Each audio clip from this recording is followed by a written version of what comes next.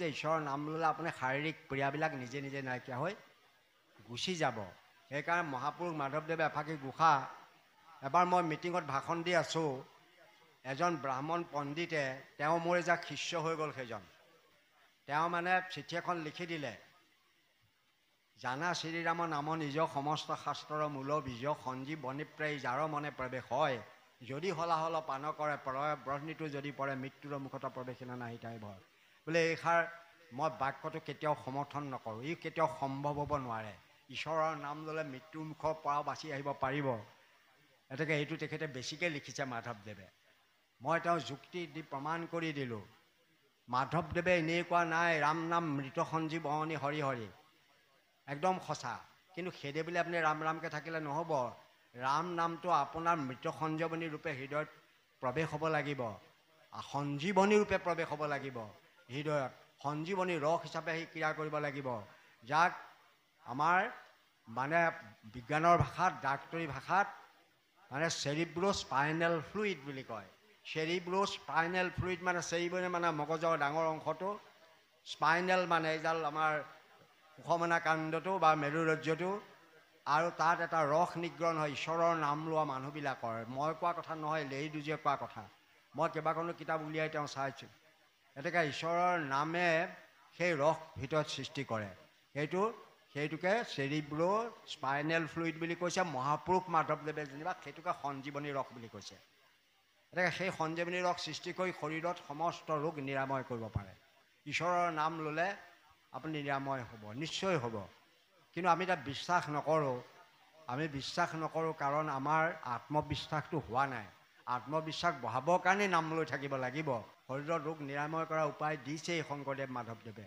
আপুনি চিন্তা কৰিব নালাগে। আমি অকল টকা পইচা ধনৰ কাৰণে চিন্তা কৰোঁ। আপোনাক কৰিবলৈ হ'লে আপুনি ঈশ্বৰৰ নাম যদি নিৰন্তৰভাৱে সুহৃদ্ৰভাৱেৰে সৎ ভাৱেৰে আপুনি কাকো অপকাৰ নকৰাকৈ ঈশ্বৰৰ নাম যদি নিৰন্তৰ লৈ থাকিব পাৰে, তেতিয়া আপোনাৰ ৰোগ নিৰাময় হোৱাটো বাদেই আপোনাৰ মনৰ সমস্ত কামনা পূৰ্ণ হ'ব। এইটো খাটাং।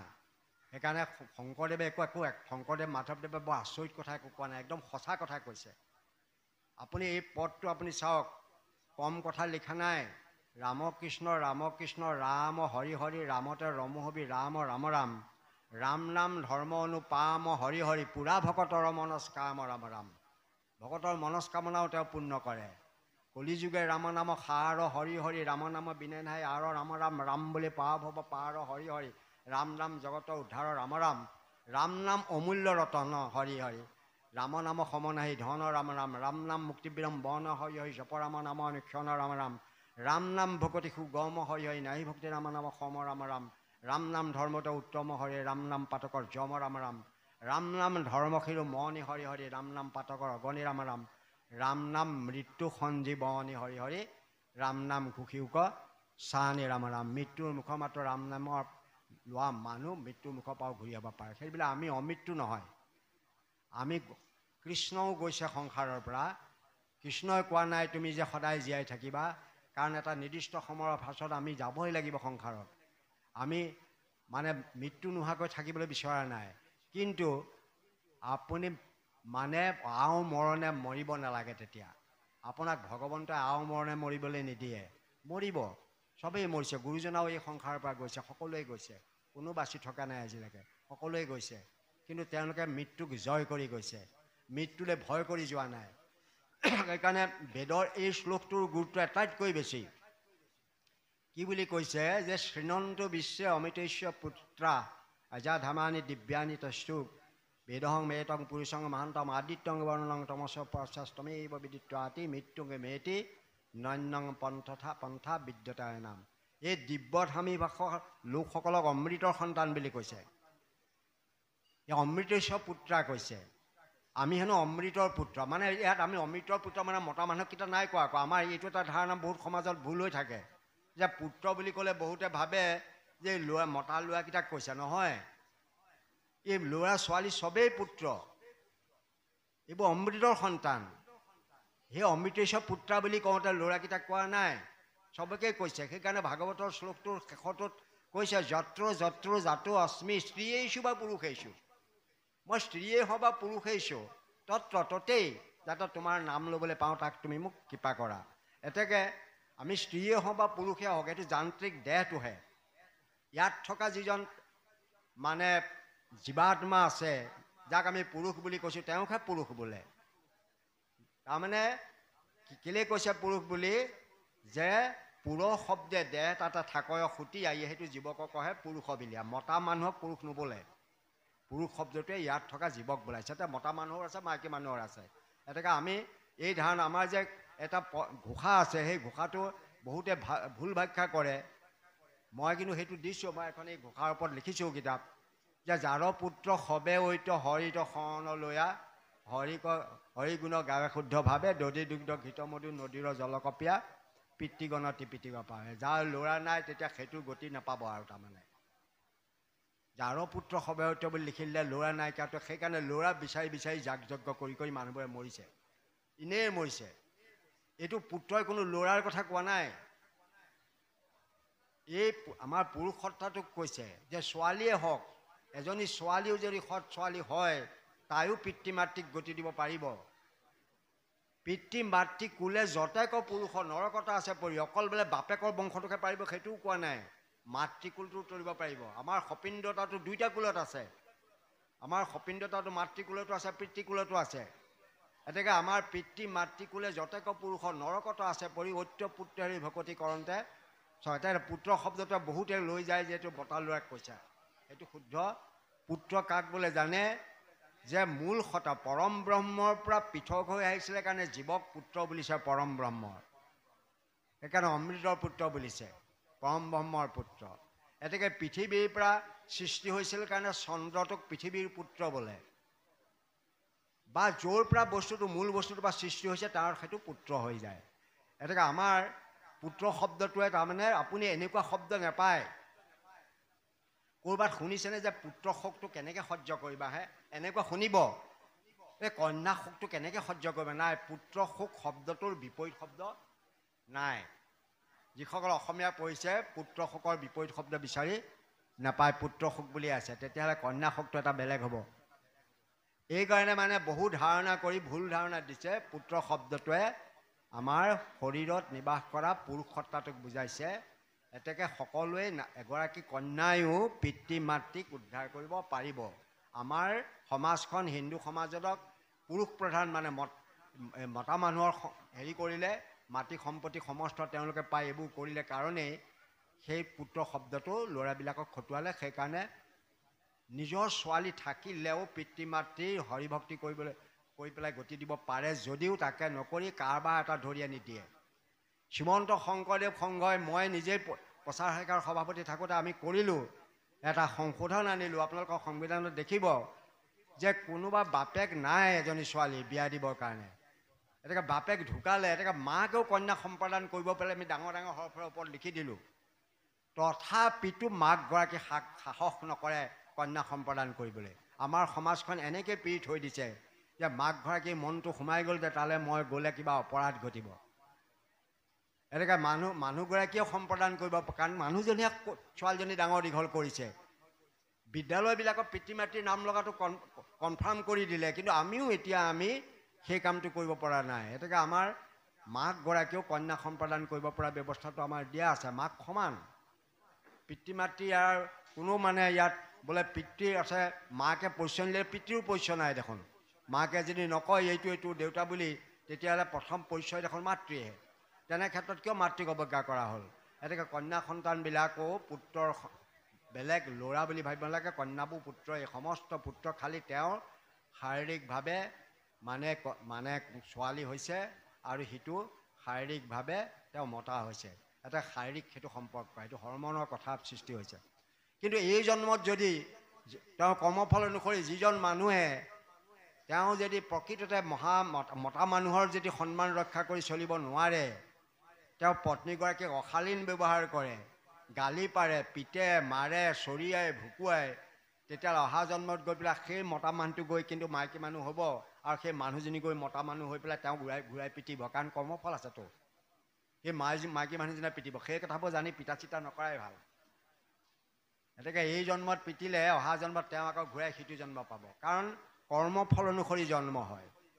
আপোনাৰ সবে এই কীৰ্তন পুথি পঢ়িলে পাব, মানে পিতৃ মাতৃ ভাতৃ ভাজাৰ সংযোগে কতহ মিলে সন্তোষ, তাহাৰ বিয়োগে কত শোকে কান্দ পায়া কতয় সন্তোষ। এয়া মোৰ পিতৃ মাতৃ ঢুকাইছে কান্দিছোঁ, এয়া মোৰ ল'ৰা ছোৱালী ঢুকাইছে কান্দিছোঁ। এইবিলাক সংসাৰ চক্ৰত মায়ে আমাক আৱৰি ৰাখিছে। পিতৃ মাতৃ ভাতৃ ভাৰ্যাৰ সংযোগে কতহ মিলে সন্তোষ, তাহাৰ বিয়োগে কত শোকে কান্দ পায়া কত অসন্তোষ।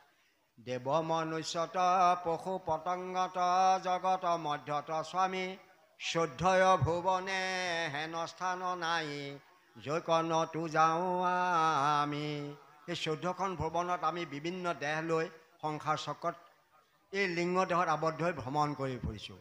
কত নৰকত থাকো কদাচিত স্বৰ্গ কৰহো গতি, মনুষ্য লোকত থাকো কত বেলা পশুৰ হওঁ সংগতি। জলযন্ত্ৰ চক্ৰে জৰি ভদ্ৰ হুয়া খণ্ড ঘট যেন মতে, কত ঊৰ্ধ্বগতি কত অধোগতি কত থাকো মধ্যতে। জলযন্ত্ৰ চক্ৰ মানে আমাৰ যে নাদটোক জলযন্ত্ৰ চক্ৰ, নাদত যে এডাল লোহা দিয়া থাকে, লোহাটোত এটা গোল হেৰি দিয়া থাকে, এডাল ৰছী তাত দি তললৈ বাল্টিংটো বান্ধি পেলাই তললৈ দি দিয়ে, সেইটো ঘূৰি ঘূৰি ওপৰলৈ উঠাই আনে, সহজ হয়। সেইটোকে জলযন্ত্ৰ চক্ৰ বোলে। নাদৰ পৰা পানী তুলিবৰ কাৰণে যিটো পুলি ব্যৱহাৰ কৰা হয়, সেইটোকে জলযন্ত্ৰ চক্ৰটোত এডাল জৰিয়ে টিংটো বান্ধি, টেকেলিটো বান্ধি, কলহটো বান্ধি তললৈ নাদৰ তললৈ দি দিছে। তাৰপৰা কেতিয়াবা আকৌ ৰছীডাল টানি টানি ওপৰলৈ উঠাই আনিছে। এতিয়া কৈছে জলযন্ত্ৰ চক্ৰে জৰিবদ্ধ হুয়া খণ্ড ঘট যেন মতে। খণ্ড মানে বাল্টিংটোৱে বোলক বা ঘট এটা বোলক, খণ্ড ঘট যাতে কত ঊৰ্ধ্বগতি ওপৰলৈ উঠি আহিছে, কত অধোগতি কেতিয়াবা তললৈ গুচি গৈছে, কেতিয়াবা মাজতে আছোঁ। সংসাৰ চক্ৰত এইদৰে জলযন্ত্ৰ চক্ৰে জৰিবদ্ধ হুয়া খণ্ড ঘট যেন মতে, কত ঊৰ্ধ্বগতি কত অধোগতি কত থাকো মধ্যতে। এইকাৰণে কৰ্ম বন্ধ হুয়া সংসাৰ চক্ৰত, সেই মতে ভগৱন্ত ভ্ৰমো চিৰকাল কদাচিতো মই দুখৰ নেদেখো অন্ত। সদায় দুখ। আপুনি ইয়াৰ পাছত গৈ পেলাই ক'ৰবাত ভাল মানুহ এটা হ'লেও গণ্ডগোল আছে। এনেকৈ মানুহে ভাবিছে যে মই যদি মন্ত্ৰী হ'লোহেঁতেন এতিয়া বৰ সুখত থাকিলোহেঁতেন, মোৰ পালিচৰবোৰ পিছে পিছে ঘূৰি ফুৰিলেহেঁতেন। কিন্তু মিছা কথা, তাতো প্ৰকাণ্ড দুখ আছে। এজন বোলে আপোনাৰ কোনোবা ল'ৰা এটা IAS পালে, বাপেক মাক বংশ পৰিয়ালৰ ৰক্ষা নাই, IAS হ'ল। তেতিয়া মই আকৌ তেওঁ বাপেক মাকক কৈছোঁ, তোমালোকৰ দুখৰ দিনো আহিল কিন্তু। কাৰণ IAS হৈ যেতিয়া ডেপুটি কমিশ্যনাৰ হ'ব, কোনোবা এটা মন্ত্ৰীয়ে যেতিয়া তাক গালি দিব, যেতিয়া আজিকালি ছ'চিয়েল মিডিয়াত প্ৰচাৰ হৈ যাব, তোমালোকৰ বুকুখন কিন্তু ঢকিয়াবলৈ মন যাব, ল'ৰাটোক কেলেই ইয়ালৈ পঠাইছিল। এই সাধাৰণ মানুহ থকা স্কুলৰ শিক্ষক হৈ থকাই ভাল আছিলে, অন্তলৈ ল'ৰা ছোৱালীয়ে পোৱা গ'লে সেৱা কৰিলেহেঁতেন। এতিয়া গোটেই জীৱনটোত মই চাইছোঁ যে মই 5 বছৰ মানে শিক্ষকতা কৰিছিলোঁ। অভিজ্ঞতাৰ পৰাই কৈছোঁ, জীৱনত আটাইতকৈ ভাল কাম সেইটোকে কৰিলোঁ। কেলৈ কৰিলোঁ, সেইখন যে পঢ়ুৱালোঁ, এতিয়াও সেই বুঢ়া বুঢ়া মানুহবোৰে চাইকেলৰ পৰা নামে, দেখিলেই ছাৰ বুলি কয়। আপোনাৰ কেনেকুৱা, কোনোবাই কেতিয়াবা আম কেইটামানকৈ লৈ আনে, হয় তেতিয়া পঢ়া ল'ৰা ছোৱালীকেইটাই। সেই সন্মানকণ মানে এতিয়াও পাই আছোঁ। ONGCত গৈ পেলাই ইঞ্জিনিয়াৰ চিঞ্জিনিয়াৰ হ'লোঁ যদি একো কাম নাই। সেই শিক্ষকতা কৰাৰ সেইখনৰ যিখন সোৱাদ, যিবোৰ ল'ৰা ছোৱালী পঢ়ুৱাইছিলোঁ, তেওঁলোকেও এতিয়া সেই সন্মানকণ পাই আছোঁ। আমাৰ ওচৰতে এখন মানে হাইস্কুল আছে, সেই হাইস্কুলৰ হেডমাষ্টাৰজন মুছলমান ল'ৰা। গতিকে তেওঁ এই নাহনি হাইস্কুলত মই শিক্ষকতা কৰোঁতে সি তেতিয়া ক্লাছ 5ত আছিল। এতিয়া প্ৰথম কিবা খবৰটো হ'লে সি প্ৰথম মোৰ ঘৰলৈ, ছাৰ আপোনাৰ ঘৰলৈ আহিছোঁ আৰু আপুনি কি কয় কওক। অৰ্থাৎ সি মোৰ ঘৰত আহি হেডমাষ্টাৰ, গোটেই শিক্ষকবোৰ মোৰ তালৈ লৈ আনে, আৰু তাৰ সেইখনত গৈ পেলাই ময়ে মানে যিমানবোৰ সভা হয় প্ৰিজাইড কৰিব লাগে, যে মই ছাৰকহে সভাপতি কৰিবলৈ মাতিম। গতিকে ল'ৰা ছোৱালী কিবা হেৰিয়ে হওক তাত কৰিবলগীয়া হয়। তাৰমানে সেইখন সন্মান মই এদিন কিবা আখৰ এটা শিকাইছিলোঁ, তাৰ সন্মান এতিয়াও লাভ কৰি আছোঁ। কিন্তু ক'ৰবাত ইঞ্জিনিয়াৰ হৈ ঘূৰি ফুৰিলোঁ, কিন্তু খবৰ খাতি নাই, কোনেও কেতিয়াবা মিঠাই এটাও খাবলৈ দিয়া নাই। গতিকে মই শিক্ষকতা কৰাটো সঁচাকৈ এটা ভাল কথা, ভাল জীৱন। গতিকে যিসকলে শিক্ষকতা কৰিছে, গতিকে ডাঙৰ চাকৰিতকৈ সেইটো চাকৰিত কিন্তু আনন্দটো বেলেগ। কাৰণ ল'ৰা ছোৱালী শিকাইছে, যেতিয়া ল'ৰা ছোৱালী ভাল হ'ব, এইজনে এনেই আনন্দ পাব, সেইটো ময়ে পঢ়ুৱাইছিলোঁ, কিমান ভাল লাগিব, মনটো ভাল লাগি যাব। এতিয়া মই এইকাৰণে এইবোৰ কথা কৈছোঁ যে জীৱনত মানুহে বহুত কিবা কিবি কৰিলেও তাৰ পৰা কিন্তু বিশেষ সেইবিলাক হেৰিয়াত নাপায়। সেইকাৰণে আমি চাব লাগে যে সংসাৰ চক্ৰত থাকিবলৈ হ'লে ভয়ংকৰ সংসাৰখন কেনেকৈ গোখোজৰ দ্বাৰা আপুনি পাৰ কৰিব পাৰিব, বিশাল সাগৰখন ভৱ সংসাৰ তৰিব পৰাৰ একেবাৰে সহজ কিটিপটো মহাপুৰুষ গুৰুজনে আমাক দি থৈ গ'ল, যে তুমি ভৱ সংসাৰ তৰাৰ একমাত্ৰ উপায়টো হৈছে মাত্ৰ তুমি মুখত নাম নেৰিবা, কাকো অন্যায় নকৰিবা, কাকো দুৰ্ব্যৱহাৰ নকৰিবা, কাকো অপকাৰ নকৰিবা, সকলোকে সমদৰ্শন কৰিবা, ঈশ্বৰৰ নাম ল'বা, তুমি গোখোজৰ নিচিনাকৈ সংসাৰ তৰি গুচি যাবা। ইয়াত শেষত এওঁলোকে সেইটোকে ক'লে। এই সিদ্ধজনে, কবি সিদ্ধই এইটোকে কৈছে যে তোমালোকৰ সহজ উপায়টো কি? এটাইবোৰ গোট খাবা, মৰম প্ৰীতি কৰিবা, চেনেহ কৰিবা, প্ৰেম ভাৱ জাগিত কৰিবা, কাৰণ ভক্তিৰো শেষ স্তৰটো প্ৰেমেই। আমাৰ বহুত মানে ভাবে প্ৰেম আৰু লভ একে বস্তু নহয়। ইংৰাজীত লভটো আকৌ প্ৰেমৰ সমতুল্য নহয়। আমি লভ বুলি ভাবোঁতে আমাৰ মানে বহুত আমাৰ ভুল ধাৰণা হৈ আছে। ল'ৰা এটাই ছোৱালীজনীলৈ চিঠিখন দিওঁতে, ছোৱালীজনীয়ে ল'ৰাটোলৈ চিঠিখন দিওঁতে চিঠিখনৰ ওপৰত কলিজাটো আঁকি দিয়ে। কলিজাটো আঁকি দিয়ে কেলে? যে লভটো হেনো হৃদয়ৰ বস্তু, আৰু হৃদয় মানে তেওঁলোকে এই কলিজাটোকে হৃদয় বুলি ভাবে। বাস্তৱতে লভটো প্ৰেম নহয়। প্ৰেম শব্দটোৰ অৰ্থ হৈছে পৰটো হ'ল পৰম পুৰুষ পৰমেশ্বৰ বুজাইছে। ৰকাৰডালে ৰমন কৰা বুজাইছে, এইকাৰডালে এক বুজাইছে। এক পৰম ঈশ্বৰ পৰম পুৰুষক মানে ৰমন কৰি থকা, ৰমন কৰি মটোৱে মজি থকাটোকেই প্ৰকৃততে প্ৰেম, অৰ্থাৎ তেওঁৰ বাহিৰে। সেইকাৰণে ইয়াত কৃষ্ণক গ্ৰাহে যেনে ধৰে বুলি কৈছে। এতেকে কালক গ্ৰাসে ধৰিলে, কালক গ্ৰাসে ধৰিলে আপোনাৰ তৰণ নাই, ৰক্ষা নাই। কিন্তু যেতিয়া কৃষ্ণ গ্ৰাসেও ধৰে, এতিয়া গ্ৰাসটোক চাওকচোন, কালগ্ৰাসৰ লগতো তুলনা কৰিছে, আকৌ কৃষ্ণ গ্ৰাসৰ লগতো ধৰিলে। কৃষ্ণক গ্ৰাসে ধৰিলে তেওঁ চবতে কৃষ্ণময়ে দেখে। এতিয়া আকাশ, পৃথিৱী, জল, ৰসাতল, ঘৰ দুৱাৰ, মানুহ দুনু, জীৱ জন্তু সমস্ততে কৃষ্ণ দেখে, গোবিন্দকে দেখে সমস্ত। কাৰণ তেওঁ কৃষ্ণক গ্ৰাসে দেখিছে, কৃষ্ণৰ বাহিৰে জগতে একো চিনি নাপায়। এনেকৈ তেওঁ তেনেকুৱা এটা অৱস্থালৈ গৈছে। সেইটোকে ভক্তিৰ উত্তম স্তৰ প্ৰেম, সমস্ত চৰাচৰ জগতক কৃষ্ণময় দেখে। সেই অৱস্থালৈ আপুনি গুচি যাব পাৰিব। গোপীসকলৰ সেইটোৱেই হৈছিল। গোপীসকলে প্ৰথমতে 5টা 4 কেমত দৌৰি আহিছিল। 5টা 4 কেমত আহিছিলে। তেওঁলোকে সংসাৰত ভোগ কৰিবৰ কাৰণে মানে মদন মোহন কৃষ্ণ আছিলে। আপোনাৰ কাহিনীটো মই এইকাৰণে ক'ব খুজিছোঁ যে ৰাসক্ৰিয়াটোক ভুল ধাৰণা বহুতে দিয়ে, যে তাহানি কি হৈছিলে, আপোনালোকে জানে যে শিৱই ধ্যানস্থ হৈ আছিল, শিৱই তপস্যা কৰি আছিল। শিৱক স্বামী ৰূপে পাবৰ কাৰণে পাৰ্বতীয়েও আকৌ যত্ন কৰি আছিল। শিৱ য'ত আছিল, যাতে চকু মেলি তেওঁক দেখা পায়, ধুনীয়া পাৰ্বতীজনীয়ে ধুনীয়া মুখখন দেখি পেলাই শিৱক গলাব পাৰোঁ নেকি, তেওঁ সেই শিৱৰ আশে পাশে সেইবোৰতে তেওঁ মানে আলপৈচান ধৰি আছিল শিৱক। ইফালে দেৱতাসকলক অৱস্থা বেয়া হৈছে, মানুহে গৈ কিমান ৰক্ষা কৰিব। দেৱতাসকলে ব্ৰহ্মাক পালেগৈ, ব্ৰহ্মাই লগত লৈ বিষ্ণুৰ ওচৰ পালেগৈ যে দেৱতাসকলৰ ৰক্ষাৰ উপায় দিয়ক। তেতিয়া দেৱতাসকলক ক'লে, যেতিয়ালৈকে তোমালোকে এজন সেনাপতি নোপোৱা তেতিয়ালৈকে তোমালোকৰ ৰক্ষা নাই। বোলে সেনাপতি কেনেকৈ পাম?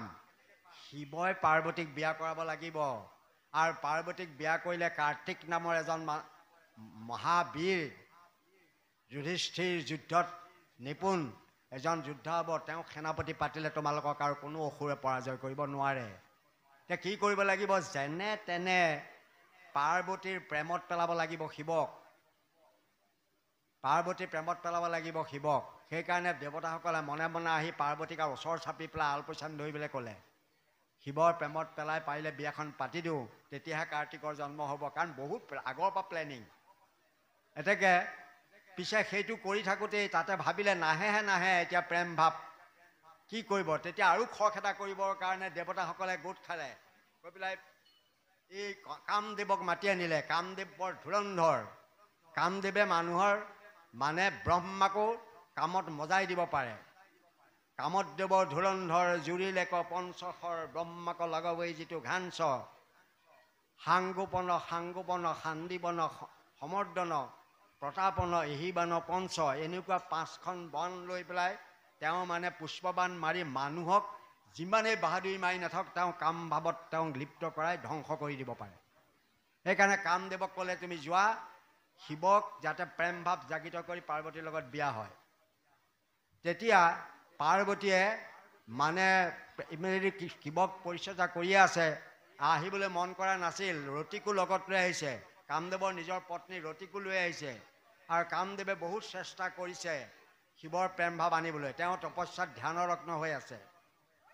সেইকাৰণে নোৱাৰি পেলাই তেওঁ পুষ্পবাণ কিবা উলিয়াই ল'লে। 5 পাত পুষ্পবাণ আছে। সাংগোপন মানে সাংগোপনত প্ৰৱেশ কৰে, মনে মনে প্ৰৱেশ কৰে হৃদয়ত। তাৰপৰা মানে আকৌ তাৰপৰা সাংমোহন, আকৌ মোহন বাণ এবিধ আছে, তেওঁ মুহি পেলাব পাৰে। সমৰ্দন, সমস্ত তেওঁক হেৰি কৰি দিব পাৰে। গতিকে এনেকৈ 5 বাণৰ তেওঁ প্ৰভাৱ লৈ বাণ মাৰিলে। প্ৰথমতে তেওঁ সংগোপনে পাৰিলে কামেন্দ্ৰিয়ত প্ৰৱেশ কৰিলে। কামেন্দ্ৰিয়টো ক'ত জড়িত হৈ আছে? স্বাধিষ্ঠান চক্ৰত। কাৰণ ধ্যান কৰা মানুহজনে এই চক্ৰতহে ধ্যান কৰে। আমাৰ মূলাধাৰ চক্ৰ, স্বাধিষ্ঠান চক্ৰ, মণিপুৰ চক্ৰ, অনাহুত চক্ৰ, বিশুদ্ধ চক্ৰ, আজ্ঞা চক্ৰ, এই 6টা চক্ৰক সম্বন্ধ কৰিয়েইতো যোগীসকলে ধ্যান কৰে। শিৱই তাতে ধ্যান কৰি আছে। সেইকাৰণে তেওঁ প্ৰথমতে স্বাধিষ্ঠান চক্ৰলৈ লক্ষ্য কৰি তেওঁ সাংগোপনে তেওঁ কামেন্দ্ৰিয়ক উত্তেজিত কৰিবলৈ চেষ্টা কৰিলে, কিন্তু নোৱাৰিলে। তেওঁ একো লৰচৰেই নহ'ল। তাৰপিছত দ্বিতীয় পুষ্পবাণ তেওঁ সাংমোহন বাণ মাৰি তেওঁ নাভি চক্ৰত পেলালে। মোহন কৰি পেলাই যাতে তেওঁ মন মুহি পেলাব পাৰে, তেতিয়া ইন্দ্ৰিয়বিলাক প্ৰবল প্ৰতাপী হৈ কামত বজাব পাৰে। তাতো তেওঁ ফেইলাৰ হ'ল। তাৰপাছত তেওঁ অনাহুত চক্ৰত মাৰিলে শান্তিপন বাণ, তাতো সেইখনো একো কৰিব নোৱাৰিলে। তাৰপিছত বিশুদ্ধ পদ্মত তেওঁ মাৰিলে মানে সমৰ্দন বাণ। এই 4খন বাণ মাৰিলে, একো কৰিব নোৱাৰিলে। তেওঁ এখন বাণ বাকী আছে, সেইখন প্ৰতাপন বাণ। প্ৰতাপন বাণ তেওঁ আজ্ঞা চক্ৰত মাৰি দিলে। আজ্ঞা চক্ৰ ইয়াত থাকে, 2টা হ আৰু ক্ষয় ইয়াত। গতিকে আজ্ঞা চক্ৰত মাৰি দিয়াৰ লগে লগে শিৱ একদম কঁপি উঠিল। ধ্যান ভংগ হৈ গ'ল। ধ্যান ভংগ হ'ল হয়, কিন্তু তেওঁ প্ৰেম ভাৱ জাগৃত নহ'ল, খংহে জাগৃত হ'ল। বিৰাট খং উঠিল আৰু ইয়াৰ পৰা তেওঁ জুই ওলাই গৈ কামদেৱক ভস্ম কৰি পেলালে। কামদেৱ ভস্ম হৈ গ'ল। কামদেৱে দেৱতাৰ কাম কৰিবলৈ আহিছিল, পাৰ্বতীৰ কাম কৰিবলৈ আহিছিল। এতেকে পাৰ্বতীয়েও কন্দা কটা কৰিবলৈ লাগিল, ৰতিয়ে কন্দা কটা কৰিবলৈ লাগিল, দেৱতাবিলাক চব নামি আহিল।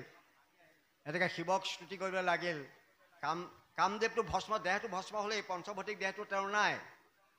তেওঁ কেৱল লিংগ দেহটোহে আছে। পঞ্চভৌতিক দেহটো দহন হৈ গ'ল, পুৰি পেলালে। লিংগ দেহটো আছে বাকীখিনি। তেতিয়া শিৱক চবেই যেতিয়া স্তুতি কৰিলত, তেতিয়া শিৱ সন্তুষ্ট হ'ল। হৈ পেলাই ক'লে, ৰতিক ক'লে তুমি চিন্তা নকৰিবা, তোমাৰ স্বামীৰ পঞ্চভৌতিক দেহটোকহে মই দহন কৰিছোঁ। লিংগ দেহটো দহন কৰিব পৰা অধিকাৰ মোৰ নাই। লিংগ দেহ মই অধিকাৰীও নহয়। এতেকে তেওঁ পঞ্চভৌতিক যিটো বাহ্যিক দেহটোহে দহন কৰিছোঁ। সেইকাৰণে তেওঁক তুমি এতিয়া দেখা নাই, কিন্তু অলপ পাছতে তুমি লিংগ দেহি তোমাৰ স্বামীক দেখা পাবা। তুমিহে দেখা পাবা তোমাৰ স্বামীৰ লিংগ দেহটো, আন কোনেও কিন্তু তেওঁক দেখা নাপায়। অৰ্থাৎ তুমি তেওঁৰ পত্নী কাৰণে তেওঁৰ লিংগ দেহটোত তুমি দেখা পাবা। তাক তুমি পৰিচৰ্যা কৰি লৈ ফুৰিব লাগিব। লিংগ দেহটো মানে মই যে আগতে কৈছোঁ 17টা তত্ত্বযুক্ত লিংগ দেহটো।